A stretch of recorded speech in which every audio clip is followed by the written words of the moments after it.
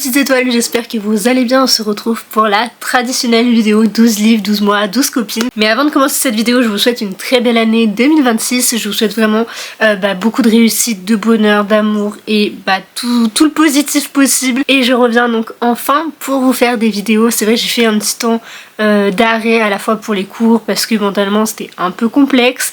Je dis pas que ça va mieux maintenant, mais on prend tout le positif comme on a dit, c'est le début d'année, on se remotive. Mais donc c'est parti pour cette vidéo que je fais chaque année et que j'aime particulièrement, même si c'est vrai que je la réussis pas toujours. Pour vous donner un exemple, l'année dernière, donc en 2025, sur 12 livres j'en ai lu 3.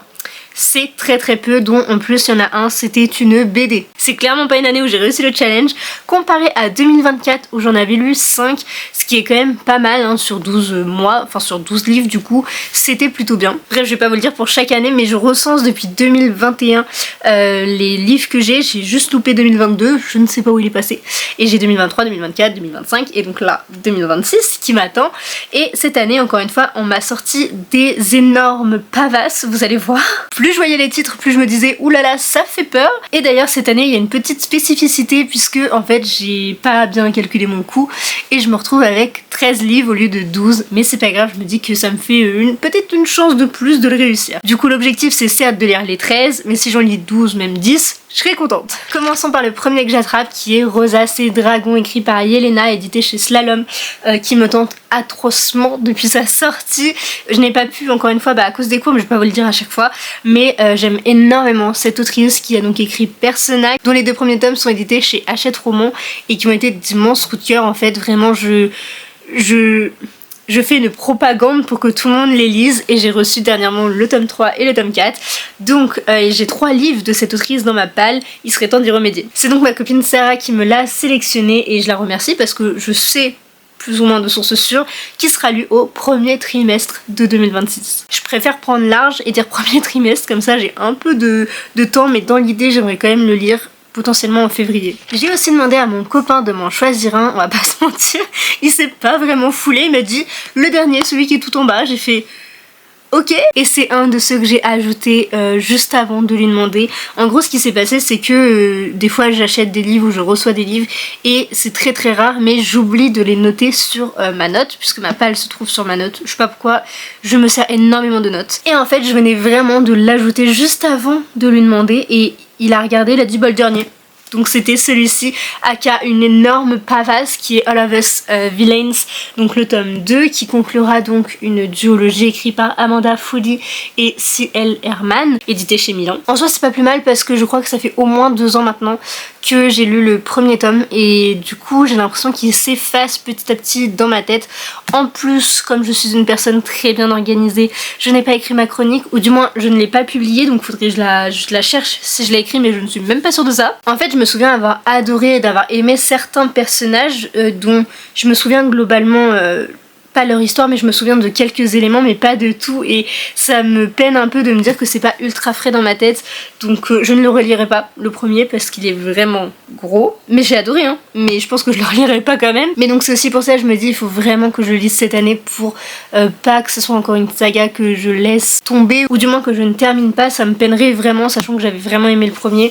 Donc voilà, merci à lui de me l'avoir sélectionné même si c'était un peu pas fait exprès, finalement c'est une bonne chose. Je n'ai jamais lu de roman de Clémentine Beauvais et donc Émilie a décidé de remédier à ça en plus pour un livre qu'elle a adoré, c'est Les Petites Reines, donc comme je l'ai dit de Clémentine Beauvais, édité chez Paul Fiction. Je l'ai trouvé d'occasion, donc il a cet affreux dos jaune, mais c'est pas grave, il me tente beaucoup et l'histoire a l'air vraiment palpitante et je crois que je l'ai découvert quand je vous ai préparé ma vidéo sur les Jeux Olympiques d'il y a 2 ans parce que c'était en 2024, du coup les JO d'été qui se passaient à Paris et donc j'avais fait une sélection de je sais plus ce qu'il y avait mais je crois que c'était pour le vélo, le VTT justement j'ai dit celui-ci, pour l'escrime j'avais dit un autre, pour la gymnastique j'avais dit push, tennis ortier, enfin bref, et donc je l'avais découvert à cette occasion et il m'avait beaucoup tenté et donc en le trouvant j'ai fait let's go, il y a genre 3 € je crois, donc je le prends et donc Émilie a décidé qu'il ne resterait pas plus d'1 an dans ma balle.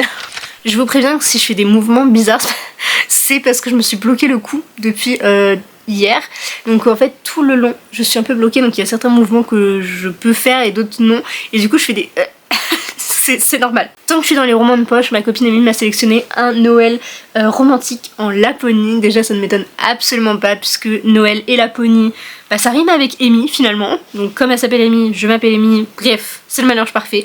Je n'ai jamais lu de Sarah Morgan et il paraît que c'est vraiment une queen pour les romances de Noël. Donc j'ai hâte de le découvrir. Je sais pas pourquoi il est encore là dans ma palle parce que ça fait au moins 2 ans et j'en ai d'autres de cette autrice puisque on me dit il est trop bien, elle écrit trop bien, surtout pour ses romances. J'ai fait bah je prends, mais je l'ai fait plusieurs fois donc il serait peut-être temps que je le sorte de ma palle. Ma copine Jessica donc de Rouen, je précise puisqu'il y en a une deuxième, vous allez voir un peu plus loin, m'a sélectionné Kéléana, le tome 7, encore une grosse brique, voilà, qui est donc écrit par Sarah J. Maas, édité chez La Martinière Fiction.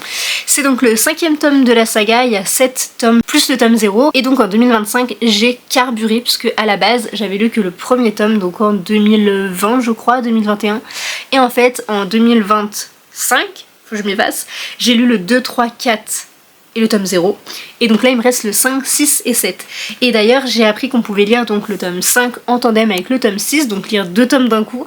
Je pense que c'est ce que je vais faire, je vais voir parce qu'en vrai c'est quand même des grosses briques et il faut aussi que j'arrive à me poser et c'est un gros world building donc faut quand même que je l'apprécie, je veux vraiment le découvrir quand ce sera le bon moment. En plus de ça, faut savoir que j'ai tout lu sauf le premier tome en audio, donc là faudrait que je repasse en version papier, donc ça va me faire un peu bizarre, mais je me dis pourquoi pas tenter l'expérience. Je n'ai jamais lu de roman en tandem et comme je veux absolument finir cette saga en 2026, je me dis que c'est le moment du coup à la fois pour valider ça, lire 2 livres et terminer une saga, enfin bref. Je suis très contente qu'elle l'ait choisi. Et quand je dis lire en tandem, c'est-à-dire qu'il y a des chapitres, donc là je crois que c'est 1, 2, 3 à lire du tome 5 et le tome 6 se passe parallèlement au tome 5 avec d'autres personnages, donc après il faut lire 1, 2, 3, 4 du tome 6 et revenir sur le tome 5 et après repasser sur le tome 6, donc j'espère que je vais pas me perdre à faire ça, mais en tout cas j'ai quand même envie de tenter l'expérience, même si ça va être un peu bizarre au début, mais voilà, c'est tout ce que j'avais à dire sur celui-ci. Un roman que j'ai bien évidemment prévu de lire, qui m'a été sélectionné par Candice, c'est Entre leurs mains de Anne-Lise Heurtier,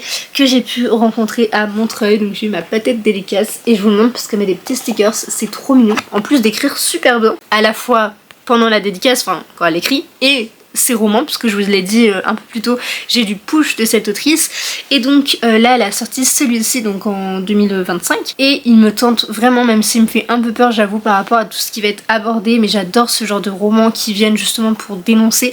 C'est juste que j'essaye de quand même avoir le bon moment, d'être bien posée pour l'apprécier à sa juste valeur, comprendre chaque message, tout ce qu'il peut y avoir autour du roman, de l'intrigue, des personnages. Et il y a aussi le facteur de j'ai envie de tout lire, j'ai pas beaucoup de temps souvent parce que en fait je fais beaucoup de choses hors la lecture, mais je sais de source sûre que celui-ci je l'aurais lu et du coup je remercie Candice de l'avoir sélectionné parce que encore une fois c'est un roman qui c'est sûr sera lu en 2026, donc ça va être une chose facile. C'est vrai que je viens de penser que je vous fais pas du tout de résumé depuis le début, mais du coup j'espère que ça vous gêne pas trop, je mettrai des liens en description pour remédier à ça. Ayant ce roman dans ma palle, je savais de source sûre ce que Solène allait me choisir, puisque c'est une autrice qu'elle adore. Il s'agit de Taylor Jenkins Reid, voilà j'avais un doute sur son nom, c'est pour cette fois-ci Daisy Jones and the Six que j'ai en anglais, mais je ne sais pas trop si je le lirai en anglais ou pas, je crois que faudrait que je regarde, mais je l'avais sur ma liseuse en français. Peut-être que ce sera plus simple parce que je sais pas, je lis quand même plus facilement en français, c'est normal, enfin c'est ma langue maternelle. Mais du coup c'est un livre que j'avais trouvé en même temps que Les Petites Reines et donc je l'avais eu pareil pour peut-être 3 €, quelque chose comme ça, et encore quand tu fais un lot avec tant de livres, il y a une petite réduc. Donc bien sûr quand je l'ai vu je me suis ruée dessus parce que j'avais adoré du coup Les 7 maris d'Evelyn Hugo qui était vraiment incroyable. C'est un roman qui m'a vraiment marqué et un peu bouleversée aussi. Et du coup j'ai extrêmement hâte de retrouver sa plume et sa manière de décrire les choses parce que de ce que j'ai compris c'est un peu la même ambiance dans le style où c'est une fiction mais elle nous plonge tellement dedans, on y croit vraiment dur comme fer, comme s'ils existaient et du coup j'ai hâte de découvrir ça. Et celui qui me tente le plus c'est Carrie Soto, mais je suis pas sûre qu'il ait été traduit. Donc je me rappelle plus, faudrait que je vérifie, mais en tout cas depuis le début que je veux lire cette autrice, c'est Carrie Soto qui me fait le plus envie. Et pourtant j'en aurais lu 2 autres avant. Cette année j'ai aussi demandé à une de mes copines qui s'appelle Léa de m'en choisir un et elle m'a sélectionné Les Jumeaux Croche-Morts tome 1 écrit par Cassandra O'Donnell, édité chez Flammarion Jeunesse, c'est ça, qui est donc une trilogie que beaucoup de monde me recommande. Je suis sûre en fait de l'apprécier, il a l'air hyper bien et je sais pas, j'aime trop l'ambiance et j'ai extrêmement hâte de voir ce qu'elle va nous proposer dans ce roman, même si j'en ai jamais lu d'elle, donc ce sera aussi une première pour cette autrice et j'ai hâte de découvrir ça. C'est un petit jeunesse qui va se lire assez vite puisque c'est écrit assez gros quand même. Bien sûr je vous montre la fin, c'est tout à fait logique. Peut-être que celui-ci je me le réserverai pour l'automne, même si en soi j'ai l'impression que si j'ai pas lu ces livres-là avant l'été, ils seront jamais lus. Je vous jure c'est un truc de ouf, j'ai l'impression que une fois que l'été est passé, l'année elle est quasi finie et surtout que les livres là seront jamais lus. Alors que, en soi l'année elle est pas finie, il reste 4 mois donc il y a encore tout à faire. Et surtout c'est aussi le début de l'année scolaire donc j'ai quand même l'impression que c'est une nouvelle année. Enfin c'est hyper chelou dans ma tête. Mais dans tous les cas, j'espère me le réserver pour cet automne ou au moins cet été, enfin quand je commencerai à être dans la vibe automne. D'après mes archives, ce livre est proposé depuis 2021. J'ai un peu honte, ok, mais tous les ans on me le propose. Tous les ans, on me le met dans le 12 livres, 12 mois, 12 personnes. Et tous les ans, je ne le lis pas. Donc il serait peut-être temps, sachant que je l'ai depuis 2019. Donc c'est même possible qu'on me l'ait mis depuis 2020 dans ma palle. À force, il prend la poussière, il devient jaune par le soleil. Mais il ne sort pas de ma palle. Alors, à la fois, c'est bien parce que du coup, je veux vraiment le lire. Donc il n'est pas parti par dépit, mais en même temps il faudrait peut-être que je m'y plonge un jour. Il s'agit de l'incontournable Phobos, tome 1 écrit par Victor Dixon, dont j'ai lu plein de romans de lui, et donc édité chez Collection R, et j'avais acheté en 2019 la sublime édition collector, voilà, donc je l'avais eu à Montreuil, et c'est ma copine Clémence qui me l'avait conseillé, et qui me le conseille encore maintenant, mais cette fois-ci c'est encore Ludivine en fait qui me le met dans ma palle, voilà. Quand c'est pas Clémence, ça a déjà été Candice je crois, et maintenant c'est Ludivine, donc voilà, elles se mélangent toutes les trois et tout le temps j'ai Phobos dans ma palle. Donc écoutez, peut-être que 2026 ce sera la bonne, je l'espère, parce que en vrai, déjà cette année je veux vraiment baisser ma palle. Je vous jure, je l'ai dit l'année dernière, mais cette année c'est encore plus. J'ai une explication. En gros cette année je me suis acheté un pass pour aller à Disney, donc autant dire que j'ai beaucoup dépensé, voilà, et je vais encore beaucoup dépenser dans l'année pour pouvoir y aller et en profiter réellement. Donc ça veut dire que je vais moins dépenser en livres, donc ça veut dire que ma palle va vraiment, normalement, baisser. Et je vais aussi me lancer des petits objectifs et tout, donc vraiment j'espère m'y tenir. Ensuite j'ai aussi une avalanche de Girls Dream, puisque j'en ai 3 dans ma palle. J'ai pas fait attention pour les autres, mais je crois que c'était assez mélangé. Mais alors là j'en ai 3, donc c'est pour dire à quel point faut que je me bouge les fesses. Et le premier c'est ma copine Marlène qui me l'a mis dans ma palle, c'est À la recherche de l'esprit renard tome 1, écrit par Alix Nodo-Guilherme et donc édité chez Girls Dream comme je vous l'ai dit. Le tome 2 est déjà sorti, j'ai encore le ticket de caisse de quand je l'ai acheté, à savoir c'était pour le festival du livre Paris, puisque je l'ai acheté pour le faire dédicacer, voilà. Donc c'était en avril 2025. Par pitié que je l'ai lu avant avril pour pas que ça fasse 1 an qu'il soit là. Mais bon écoutez, je suis très contente qu'on me l'ait proposé, parce qu'en fait j'avoue que ça fait du bien d'avoir un peu de renouveau aussi dans cette palle, que ce soit pas toujours les mêmes. Alors du coup c'est aussi ma faute parce que j'ai pas lu les autres, mais en même temps je pense que pour le moral c'est bien aussi que ça change un peu. Et il me tentait déjà en avril, il me tentait encore en septembre, il me tente encore en janvier 2026, et du coup je suis très contente qu'on me l'ait proposé, et du coup ça me fera une bonne excuse pour me dire si j'ai aimé d'acheter le tome 2. Même si là ce que je viens de dire c'est un peu contradictoire avec ce que j'ai dit par rapport à Disney, mais on va faire comme si j'avais rien dit. Quand j'ai demandé à ma copine Clémentine de m'en sélectionner un, elle m'a dit sans hésitation, j'ai même pas regardé la suite, je te propose Peau d'âme, le premier tome de Audie Egelmeyer, que d'ailleurs on avait reçu lors du festival Un chiffre à Rouen que j'organise avec mes copines. Donc j'ai ma petite dédicace avec écrit Rouen le 18 le 18 mai. Qu'est-ce que je suis bête.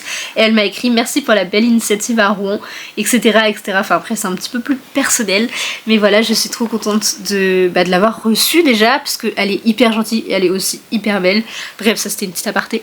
Son livre me tente beaucoup, même si en vrai il me fait terriblement peur à cause de la première thématique en fait. C'est même pas le côté parce qu'il y a du cannibalisme etc, mais c'est vraiment un autre truc qui me touche plus personnellement, donc il me fait peur, et j'espère que je l'aurai lu en 2026, mais en même temps je veux que ce soit le bon moment d'être assez bien pour me jeter dedans, donc je le prendrai quand j'aurai envie. Comme Comme j'avais demandé aux filles de me sélectionner un roman dans le groupe de Montreuil et qu'il y avait aussi Arthur, du coup le copain de Candice, je lui ai dit si tu veux en sélectionner un, parce que je croyais aussi qu'il m'en manquerait, donc je lui ai dit vas-y tu peux m'en choisir un. Et du coup il m'a sélectionné La Bénie de Césarée, écrit par Lise Chrysler, qu'on avait aussi reçu pour le festival, donc un chapitre avant que j'arrête pas de vous parler. Et donc je suis super contente qu'il m'ait choisi celui-ci, même si c'est encore une fois une grosse papasse, mais comme ça je saurai si je peux acheter le tome compagnon qu'elle a écrit, donc je sais pas trop sur qui, puisque je l'ai pas encore lu. Voilà. Mais encore une fois, c'est un roman que j'ai depuis 2024, donc à sa sortie, quoi, il est temps que je me lance dedans. J'ai rien d'autre à vous dire, mis à part que il faut vraiment que je lise ces livres un jour ou l'autre, parce que ça va pas, là ma palle, elle a pris des proportions, c'est impossible à gérer. Même si j'adore ça, mais il serait temps quand même que je le découvre. Et enfin le 13e livre que j'attrape, qui m'a été sélectionné par Jess, donc les petits détails de Jess sur Instagram, c'est Abyss tome 1, écrit par C.S. Quill, donc la fameuse autrice des Campus Rivals, édité donc chez Hugo Roman, dont j'ai adoré la première saga. J'ai pas lu le 4 et 5 d'ailleurs, donc me demandez pas mon tome préféré, j'ai lu que les 3 premiers actuellement, parce qu'à la base je pensais que c'était une trilogie, finalement ça a grossi, mais voilà. Et donc j'ai acheté lors du Festival Nuit Romance le tome 1 de Abyss, qui me tente grandement et qu'elle a adoré. Et donc je suis très contente qu'elle me l'ait sélectionné. Voilà, ça change encore une fois, comme je disais, un petit peu de des autres romans, et je suis très contente d'ailleurs d'avoir une romance. Je crois que j'en ai pas. Ça prouve à quel point je lis pas beaucoup. Ça doit être le 2e de la pile qui est une romance. Donc ça fait un petit peu de bien entre deux grosses fantaisies, ça peut être chouette. Et d'ailleurs en préparant cette palle, ça m'a un peu fait rire, je me suis dit en fait le 13e livre ça fait un peu comme un 13e mois au boulot, sauf que là je suis pas payée, juste c'est un peu le côté parallèle, je me suis dit c'est un petit peu drôle. Peut-être que je suis la seule à avoir rigolé à cette blague, mais vaut mieux se faire rire soi-même, c'est le plus important. Sur ce, j'espère vraiment que cette vidéo vous aura plu, n'hésitez pas à me dire si vous en avez lu certains, si d'autres vous tentent, si vous voulez mon avis sur tel ou tel livre, etc. Et j'espère vraiment que ça vous aura plu, n'hésitez pas à me le dire en commentaire. Et sur ce, je fais plein de gros bisous et à très vite dans une prochaine vidéo. Bye!